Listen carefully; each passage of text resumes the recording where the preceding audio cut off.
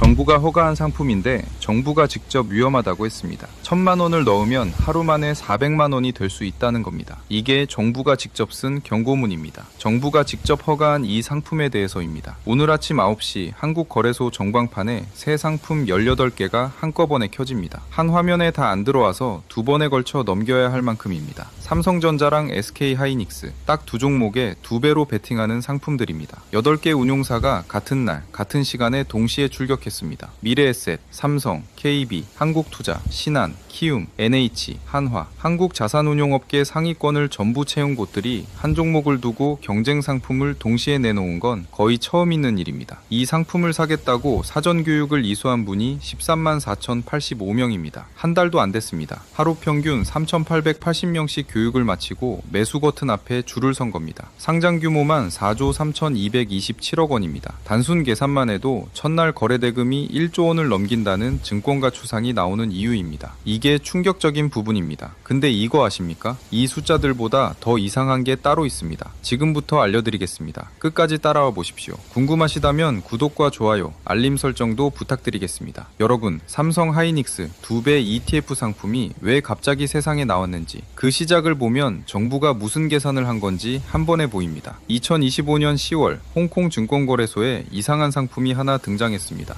SK하이닉스라는 한국 회사 주식인데 이걸 2배로 추종하는 펀드가 한국이 아닌 홍콩에서 먼저 생긴 겁니다. 한국 회사 주식을 한국 거래소가 아닌 홍콩에서 먼저 팔고 있었던 셈입니다. 동네 슈퍼에서 팔아야 할 물건을 옆 동네 백화점에서 먼저 팔고 있는 것과 같은 구조입니다. 그런데 손님들이 그 번거로움을 감수하고 옆 동네 백화점까지 줄을 서서 간 겁니다. 이 숫자가 어느 정도냐면 이 상품 하나에 몰린 돈이 7조 5천억 원을 넘어섰습니다. 홍콩 증시 전체 순매수 상위권에 오를 만큼 자금이 몰렸습니다. 그 돈 상당 부분이 한국 투자자들 것입니다. 홍콩 계좌를 따로 만들고 환전을 하고 해외 양도세 신고까지 직접 챙기면서 그쪽으로 간 겁니다. 그 번거로움을 감수하면서까지 갔다는 건 그만큼 이 상품에 대한 수요가 국내에 이미 넘쳐 흘렀다는 뜻입니다. 삼성전자 2배 ETF도 홍콩에 먼저 있었습니다. 운용자산이 1조 9천억 원을 넘어섰습니다. 미국 쪽도 마찬가지였습니다. 나스닥 3배, 테슬라 2배 같은 상품에 한국 개인 투자자들이 오랫동안 수십조 원을 쏟아붓고 있었습니다. 거래소 수수료도 그쪽이 가져가고 세금도 그쪽에서 떼어갔습니다. 정부 입장에서 보면 그냥 새고 있는 돈입니다. 막을 방법도 마땅치 않았습니다. 해외 계좌 개설을 법으로 막을 수는 없으니까요. 홍콩에 7조 5천억 원이 쌓이는 동안 한국 정부는 그 돈이 나가는 걸 지켜만 봤습니다. 그러다가 결국 결정을 내린 겁니다. 그래서 정부가 어떤 결정을 내렸는지는 입법 예고문 첫 줄을 보면 한 번에 잡힙니다. 거기에 이렇게 적혀 있습니다. 국내 상장 ETF와 해외 상장 ETF 간 비대칭 규제 해소. 제가 보기엔 이게 핵심입니다. 어디에도 투자자 보호라는 말이 없습니다. 위험 관리라는 말도 없습니다. 비대칭 해소, 이 5글자뿐입니다. 풀어서 말하면 이겁니다. 미국이랑 홍콩에는 있는데 한국에만 없으니까 한국에도 똑같이 만들겠다는 겁니다. 시청자 여러분이 원해서가 아니라 자금이 세고 있어서 만든다는 게 정부 본인이 직접 적어놓은 명분입니다. 이 두 단어, 비대칭 해소가 모든 걸 말해줍니다. 만약 시청자를 지키려고 만든 정책이라면 발언 첫 줄에 위험하니까 막겠다가 나와야 정상입니다. 그런데 그날 나온 말은 허용하겠다였습니다. 시작 문장 자체가 막는다가 아니라 연다였던 겁니다. 정부가 이 상품을 만든 목적이 시청자 여러분의 수익을 위해서가 아니었다는 근거가 정부 본인이 직접 쓴 첫 줄에 있습니다. 허가를 내준 사람이 이거 위험하다는 경고문도 직접 썼습니다. 여기서부터가 진짜입니다. 정부는 이 상품을 허가하면서 안전장치를 4가지 걸었습니다. 기본 예탁금 1,000만 원, 2시간짜리 사전교육, 임원 사전 공시 의무, 임직원 매매 금지, 다 그럴듯해 보입니다. 그런데 이 4가지를 하나씩 들여다보면 한 가지 공통점이 있습니다. 거래를 시작하기 전에 확인하는 장치라는 겁니다. 교육을 들었느냐, 돈이 있느냐, 내부자가 아니냐, 전부 문 앞에서 하는 확인입니다. 문 안으로 들어선 다음에는 아무것도 없습니다. 이게 2가지 헤드라인이 아닙니다. 거래 중에 손실이 40%가 넘어가도 50%가 넘어가도 자동으로 막아주는 장치는 하나도 없습니다. 자동차로 생각해 보십시오. 면허증 있냐고 확인하고 안전교육 이수했냐고 확인하고 그러고 나서 핸들을 넘겨준 겁니다. 그런데 그 차 안에 브레이크가 없습니다. 속도 제한도 없습니다. 달리다가 절벽이 나와도 멈출 방법이 없습니다. 솔직히 이 부분이 제일 무섭습니다. 너무 당연한 질문이 떠오르실 겁니다. 위험하면 처음부터 안 열면 되지 않느냐고요? 맞습니다. 그런데 그런데 정부 입장이 돼보십시오. 안 열면 한국 투자자들이 더 위험한 홍콩이나 미국 3배짜리 상품으로 갑니다. 이미 가고 있었습니다. 그러니 정부가 택한 방법이 이겁니다. 더 위험한 데 가는 것보다 덜 위험한 걸 내가 직접 만들자. 대신 경고문을 붙여서 책임은 투자자한테 넘기자. 2026년 5월 15일 상장 12일 전에 금융위 공식 홈페이지에 보도자료가 하나 올라왔습니다. 제목은 단일 종목 레버리지 상품 도입에 따른 투자자 유의사항 안내입니다. 본문 한가운데 이 문장이 있습니다.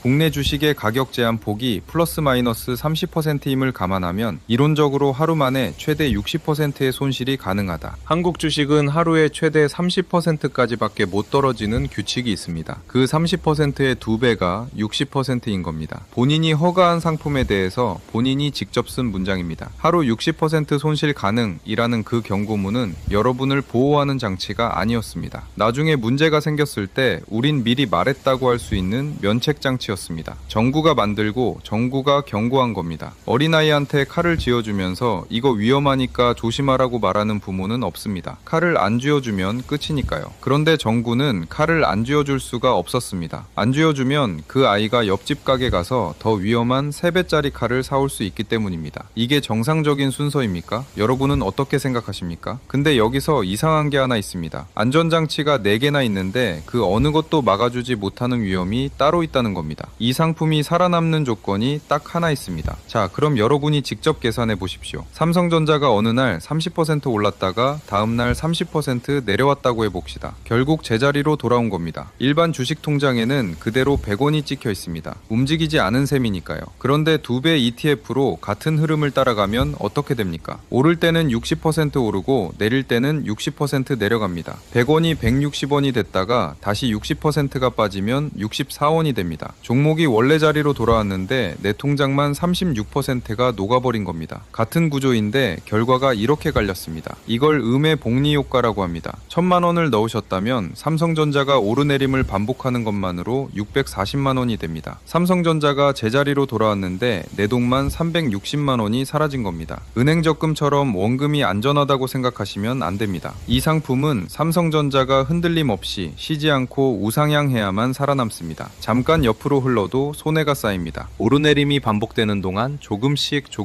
녹아내립니다. 미국에서 4년 전에 같은 구조로 먼저 실험이 시작됐습니다. 2022년 7월 미국 증권거래위원회가 단일 종목 2배 ETF를 처음 허용했습니다. 한국이 2026년에 이제야 여는 그 상품을 미국은 4년 먼저 열었습니다. 그 결과를 보면 이야기가 선명해집니다. 테슬라 2배, 엔비디아 2배는 기초 주식이 그 사이 크게 올랐기 때문에 지금도 수조 원 규모로 살아있습니다. 반면 화이자 2배, 나이키 2배는 주가가 옆으로 흐르자 1년 만에 운용사가 상품을 청산했습니다. 청산이라는 건 이 상품 더는 못 굴리겠다며 없애버리는 겁니다. 그 시점 가격으로 돌려주고 문을 닫는 겁니다. 같은 규제, 같은 구조, 같은 운용사였습니다. 차이는 딱 하나였습니다. 주가가 올랐느냐, 옆으로 흘렀느냐였습니다. 상품 구조 잘못이 아니라 종목 운명 차이였습니다. 이건 단호하게 말씀드릴 수 있습니다. 오늘 상장된 삼성전자 하이닉스 2배 ETF의 4년 뒤 운명도 똑같은 방식으로 갈립니다. 삼성전자와 SK 하이닉스 주가가 앞으로 쉬지 않고 오르면 살아남습니다. 옆으로 흐르거나 흔들리면 녹습니다. 이게 다입니다. 이것뿐입니다. 상품이 잘못된 게 아닙니다. 종목의 운명이 이 상품의 운명입니다. 여러분은 삼성전자가 앞으로 오를 거라고 보십니까? 옆으로 흐를 거라고 보십니까? 그 판단 하나가 이 상품과 여러분 사이의 전부입니다. 댓글로 의견 남겨주시면 함께 생각해 보겠습니다. 그럼 이 상품 앞에서 우리는 어떻게 판단해야 할까요? 근데 여기서 우리가 헷갈리면 안 됩니다. 이 상품이 나쁜 상품은 아닙니다. 삼성전자와 하이닉스 주가가 앞으로 계속 오른다면, 단기 자금으로 접근한다면 의미 있는 도구가 될 수 있습니다. 방향에 확신이 있고 잃어도 생활에 지장 없는 여윳돈이라면 선택지가 될 수 있습니다. 이게 다입니다. 이것뿐입니다. 그 두 가지 조건이 맞지 않으면 이 상품은 여러분 것이 아닙니다. 그런데 지금 13만 4,085명 중에 이 두 가지 조건을 꼼꼼히 따져보고 줄 선 분이 얼마나 될까요? 8,000원짜리 2시간 강의를 듣고 수료번호를 받는 과정에서 이 두 가지를 진지하게 생각할 시간이 있었을까요? 그 교육 과정이 이 상품의 구조적 위험을 충분히 알려줬을까요? 문 앞에서 확인만 했을 뿐 문 안에서 어떤 일이 벌어지는지는 여러분 스스로 판단하셔야 합니다. 문제는 판단의 기준입니다. 정부가 만든 상품이니까 믿을 수 있겠지, 이 생각이 기준이 되면 안 됩니다. 정부가 이 상품을 만든 이유는 입법 예고 첫 줄에 이미 적혀 있습니다. 취업 공고 첫 줄을 읽듯 정책 명분 문장의 첫 단어를 보면 됩니다. 거기에 투자자 보호가 아니라 비대칭 규제 해소가 적혀 있었습니다. 해외로 새던 돈을 국내에 묶어두기 위한 결정이었습니다. 제가 보기엔 이게 핵심입니다. 그 사실을 알고 들어가는 것과 모르고 들어가는 것은 완전히 다릅니다. 이건 단호하게 말씀드릴 수 있습니다. 노후자금으로 이 상품에 들어가시면 안 됩니다. 하루 60% 손실이 가능한 상품에 10년, 20년 뒤에 쓸 돈을 넣어선 안 됩니다. 삼성전자가 내일 하한가를 맞을 이유가 없어 보여도 2008년 금융위기 때도 2020년 코로나 때도 시장은 아무도 예측 못한 방향으로 움직였습니다. 그때 2배 상품을 들고 있었다면 어떻게 됐을지는 계산하지 않아도 아실 겁니다. 퇴직금이, 노후 생활비가, 자녀에게 물려주려던 돈이 하루 만에 절반 이상 사라질 수 있는 구조입니다. 정부가 만든 상품이라는 믿음 때문에 오히려 방심하기 쉬운 것이 더 큰 문제입니다. 정부가 위험한 상품을 열어줄 때 그 명분은 시청자를 지키기 위한 게 아닐 때가 많습니다. 자금 흐름을 국내에 묶어두기 위한 결정일 때가 더 자주 있습니다. 정책의 진짜 동기를 알고 싶으면 명분 문장의 첫 단어를 읽어보면 됩니다. 13만 명이 줄 서고 4조 3,227억 원이 몰리고 8개 운용사가 동시에 출격하는 그 장면 뒤에 입법 예고 첫 줄에 적힌 5글자가 있었습니다. 비대칭 규제 해소. 그게 이 사건의 진짜 이름입니다. 결국 투자는 표면 뉴스 아래에서 흐르는 진짜 돈줄을 먼저 보는 겁니다. 13만 명이 줄 서 있을 때 그 상품의 명분 문장 첫 줄을 먼저 읽은 사람이 자기 돈을 지킬 수 있습니다. 오늘 이 이야기가 그 기준 하나를 만드는 계기가 됐으면 합니다. 주변에 이 상품에 관심 있으신 분이 계시다면 이 영상 추천과 함께 좋아요, 구독, 알림 설정 꼭 부탁드리겠습니다. 감사합니다.